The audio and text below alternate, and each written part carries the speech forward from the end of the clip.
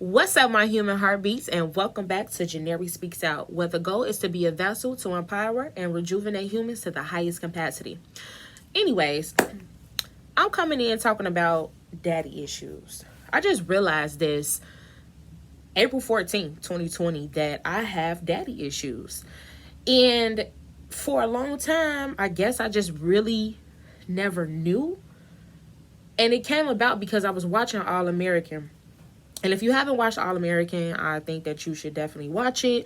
It's really good. And I like how they just really break down certain feelings and certain values and certain morals, in my opinion. And coming up, I remember now that I felt abandoned from my dad, neglection, anything that you can think of, I felt it. I remember my dad just really not being there. I call them popcorn visits, okay? And I say popcorn visits because it was never really no daddy daughter time. I feel like the only thing I remember my dad ever teaching me was to ride my bike. That's it. And I probably had to be about 5 or 6 years old. Anything prior to that, I don't really remember. I don't remember us going on like daddy dates and stuff like that, daddy dances, him being a part of school. I remember I was at school one time. It was on my birthday too. And I had this powder blue dress on. I had like, my mom had did me a bang, and I had like the ponytails or whatever like that. And he left me at school. Like, he legit left me at school. And the school that I used to go to, it was an alley. So my mom had came and picked me up, and we were going one way, and my dad was coming the other way, right? And we rode right past him. And he just basically said that he overslept. And as I got older, I realized more and more, like, even though my mom did bash him to me or whatever, but I still realized on my own that he just wasn't around. Like, he wasn't what I needed him to be. And we definitely had a conversation, I want to say about maybe 3 years ago. I stopped talking to him for like 6 months. And I did that because I just don't like my dad's negativity. I'm a very positive person, and I just don't like the negativity behind it. So behind him, I will say. So we definitely had a conversation, and he stated how he felt. And I didn't take that away from him, because I can't tell him how to feel. However, I told him how I felt, but I don't really think it was reciprocated at all, because today, April 23rd, 2020, it's like April 24th, 2020, it's like he's still absent. He calls every now and again. He shows up every now and again. He only stays for a moment. He doesn't spend a lot of time with my son.